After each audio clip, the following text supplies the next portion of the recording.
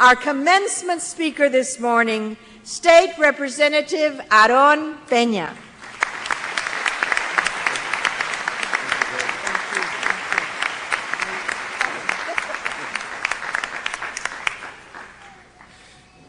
Thank you, President Cardenas, members of the faculty, distinguished guests, proud and relieved parents, friends, family members, and most importantly, to the outstanding class of the year 2006.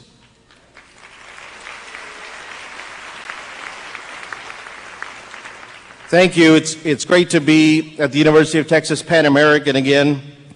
I especially want to thank you, the graduating class, for inviting me. It's good to be back. When I was invited to speak, I had just one concern, and that was that some professor here would stop me and say, "Hey, Mr. Peña, you forgot to take a class, you forgot to take a test, and you haven't graduated."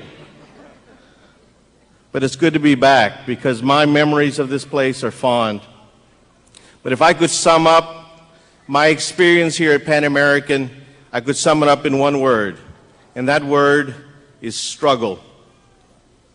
It's probably a word that many of you also understand quite well. You see, I was the kid here at the university who was the last to turn in his test.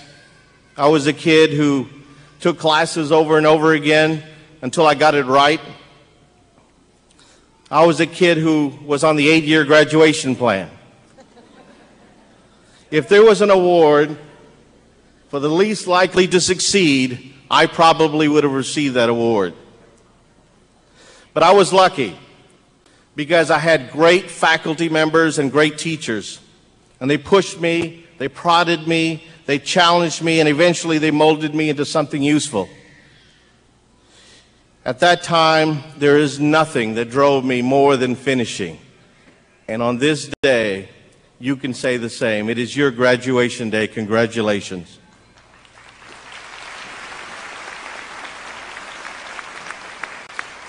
All the late nights in the library and the long hours studying and struggling have finally paid off.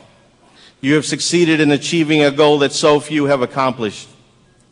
Today, the future seems limitless and brighter horizons await you. But let us take a moment to recognize those who were your first teachers, those who made you the focus of their lives, those who themselves have struggled with you at every turn. From diapers to diplomas, they remained a constant in your lives. At this very moment, I dare say they wonder how their baby grew up so fast. Each of them is filled with the pride of generations. You have made them so very happy. Students, faculty, guests, let's all give a rousing applause to the real heroes of this day, the parents in this audience.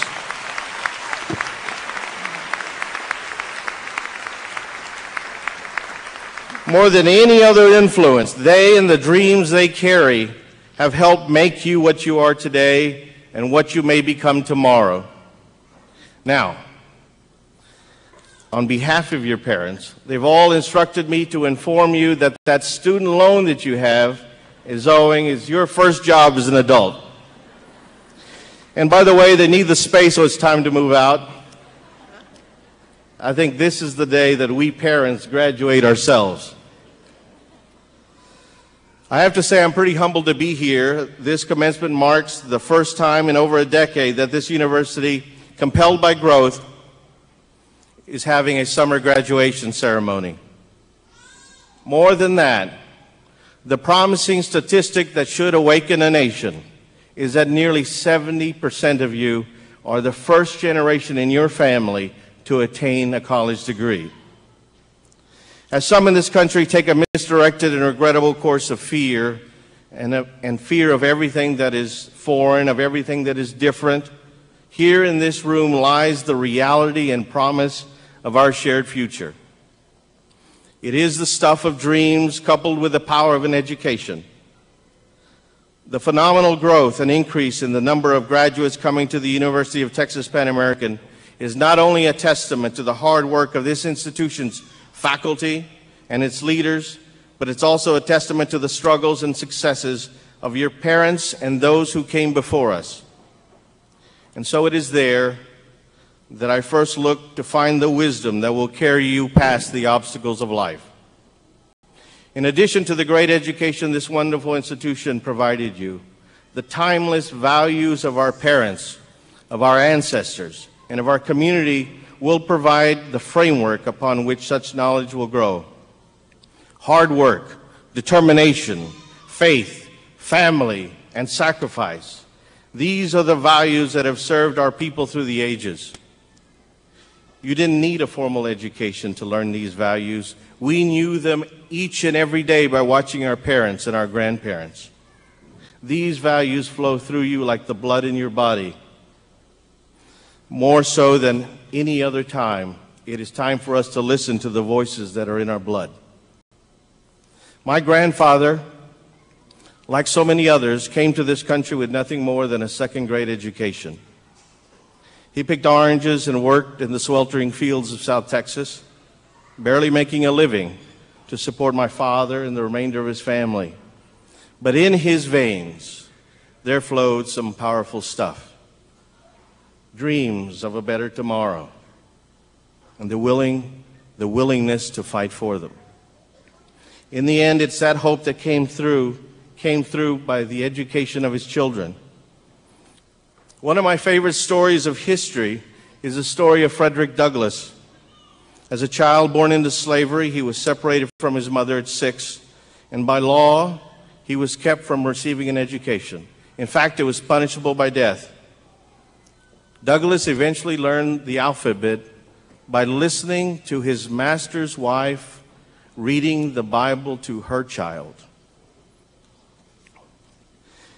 Frederick Douglass went on to learn to read and became one of the nation's strongest voices against slavery. And slavery ended, in part, it could be argued, because a woman taught a small child to read. And from such small beginnings, the beginnings of our parents and our grandparents, history has been changed. It is a dream coupled with an education. Think for a moment of the struggles of our own parents and of our own grandparents. At times, I imagine a conversation my grandparents had before coming to this country. They came with nothing but the name that they had, the clothing on their backs, and the dream of a better future. No skills, no education, no family in this country. They didn't speak a word of English, yet they were willing to work and, more importantly, determined to see their children live a better life. And I'm glad to say that my grandfather, like your parents, today saw his dream fulfilled. 2 of his children graduated from college and went on to become superintendents here in the Valley. One of them went on to become one of the early Mexican-American lawyers in this state. You see, we stand on the shoulders of giants. Sir Isaac Newton was once asked, what did he attribute his success? And he answered, he said, if I have seen further than others, it's because I stand on the shoulders of giants. We are the lucky ones.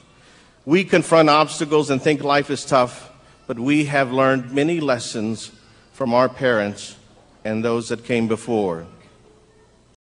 But with great power comes great responsibilities. We learned that from a popular film of your generation. I ask that you accept this truth.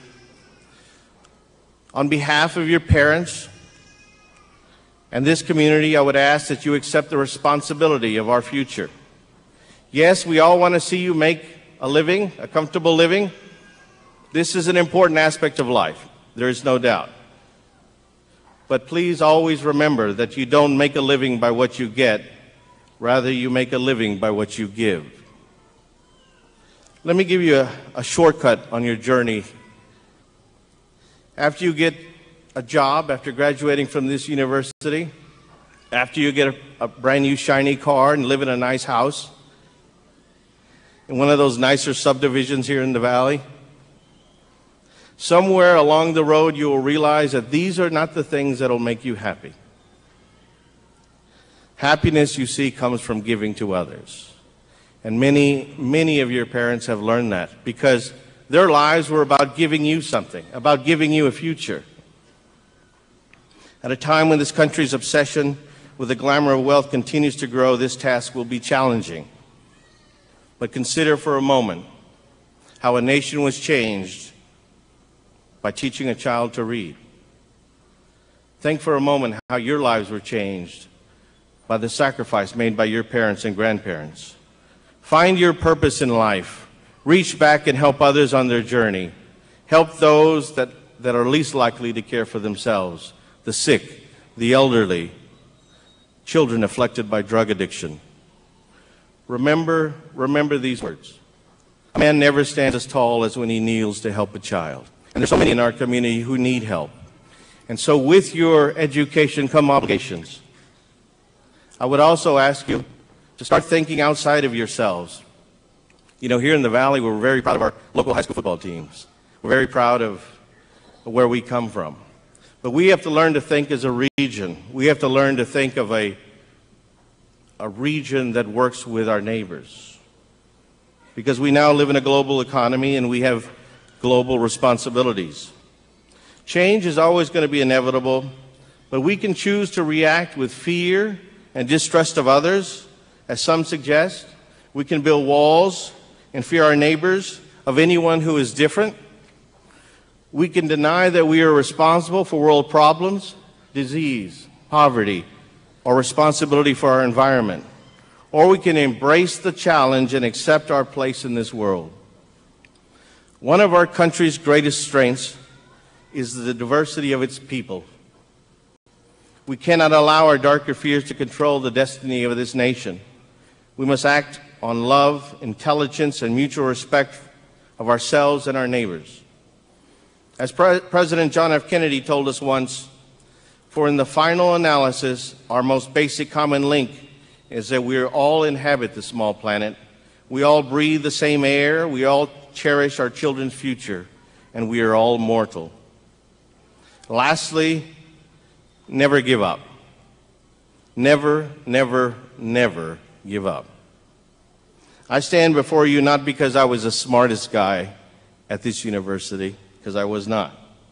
I stand before you not because I had the best grades, because I did not. I stand before you not because I was the most popular, because I was not. But I learned lessons taught to me by my parents and grandparents, never, never to give up. Be willing to make mistakes and learn from them. Embrace them. Never give up. Look around you. The proudest people in this audience are people who know this, and this is probably the greatest gift they have to give you. Their perseverance got you to this point. And now in closing, on behalf of many people who have brought you to this place, let me ask you to be true to who you are. You are blessed with simple values of a determined people that have overcome great obstacles. Our hopes, our faith, and our love travel with you. Continue dreaming big dreams like the dreams of your parents and grandparents. Find purpose in the service of others. Learn from our struggles. This world will undoubtedly challenge you and present you with obstacles and test your very fiber. If you're willing to take risk and willing never to give up, success will be your own. Thank you so very much, class of 2006. Congratulations on your graduation. May God speed you on your journey. God bless you.